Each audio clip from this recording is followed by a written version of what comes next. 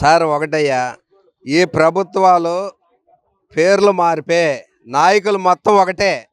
వీళ్ళు దాని వాళ్ళకి ఇస్తున్నారు ఇల్లు కూడా. ఇప్పుడు గతంలో వైసీపీ ప్రభుత్వం వచ్చింది. మేము ఎక్కడో పల్లెటూరు తూర్పు నుంచి ప్రకాశం జిల్లా నుంచి పొలాల పండగ వలస వచ్చాం విజయవాడ.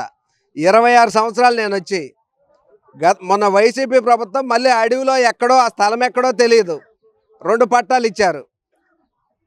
2 పట్టాలు ఇచ్చారు. అయ్యి మన సుజాత సహోదరి ఆఫీస్కి తీసుకెళ్తే ఈ పనికి రావు అంటే వాళ్ళు ఏదో ఓట్లు వేసుకునే దానికి అలా జనాలను మభ్యపెట్టే కాగితాలు ఇస్తున్నారు. అడవిలో నుంచి వచ్చా మళ్ళీ అడవిలోకి వెళ్ళమంటున్నారు. ఇది పద్ధతి కాదు. కట్టించిన ఇల్లు ఉన్నాయి, అయ్యి పాడైపోతున్నాయి. ఆ ఇల్లు శుభ్రం చేసి ఇవ్వచ్చు కదా. ప్రతి ఏరియా చెక్ చేసి వీళ్ళు ఎన్ని సంవత్సరాల నుంచి రెంట్ కొంటున్నారు ఆఫీసర్లు పంపించి రాసుకొని ఇవ్వచ్చు కదా. మొన్న చంద్రబాబు నాయుడు గారు అక్కడ ఏమన్నా ఓపెనింగ్ చేసి దాని వాళ్ళకే వాళ్ళు పిలిపించి వీళ్ళు ఓపెనింగ్ చేయటం, వాళ్ళ ఇంట్లో మీ పిల్లలకి ఏం లేవమ్మా, మా అబ్బాయికి జాబ్ లేదంటే కలెక్టర్ గారిని పిలిచి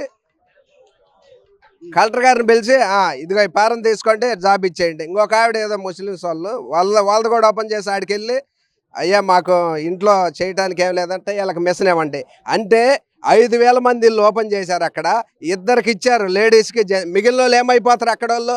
అది పద్ధతేనా?